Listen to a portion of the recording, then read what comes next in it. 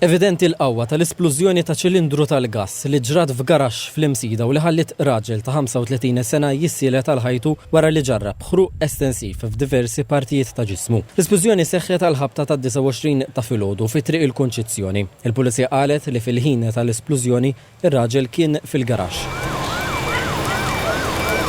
TVM News huwa informat li fil-garax kien hemm kollox 6 ċilindri tal-gass u kien intervent fuqtu min-naħa tal-ħaddiema tal-Protezzjoni Ċivili li jevita disgrazzja akbar. Residenti li jgħixu fl-istess triq qalulna li semgħu splużjoni kbira segwita minn oħra żgħira li dwiet mal-lokalità. Bl-esplużjoni ċilindru tal-gass inqasam fit-tnejn u spiċċa f'nofs ta' triq. Miegħu bosta oġġetti oħrajn fosthom il-bib tal-garax li nqala minn mal-ħoxxa. Bl-esplużjoni wkoll inkiser xi ħġieġ mis-sular ta' fuq u saret ħsara fil-faċċata tal-blokka l-inksiet bin-nugrufun. F'kemm Trozza Salib waslu fuq il-post is-servizzi tal-emerġenza, fosthom il-ħaddiema tal-Protezzjoni Ċivili li kontrollaw in-nirien u tim mediku mill-Isptar Mater Dei. Hawnhekk sabu li l-vittma mixħuta l tulu fl-art. L-għajnuna medika bdiet minnu fih. Ambulanza waslitu l-isptar f'qada kritika u fi ftit sigħat ġie ċertifikat li kien jinsab fil-periklu tal-mewt. Fl-istess waqt ħaddiema tal-Ena Malta qataw il-provvista tal-elettriku mill-blokka waqt li uffiċjali ta' Transport Malta talbu lis-sewwieqa biex jevitaw l-inħawi. Dwar il-każ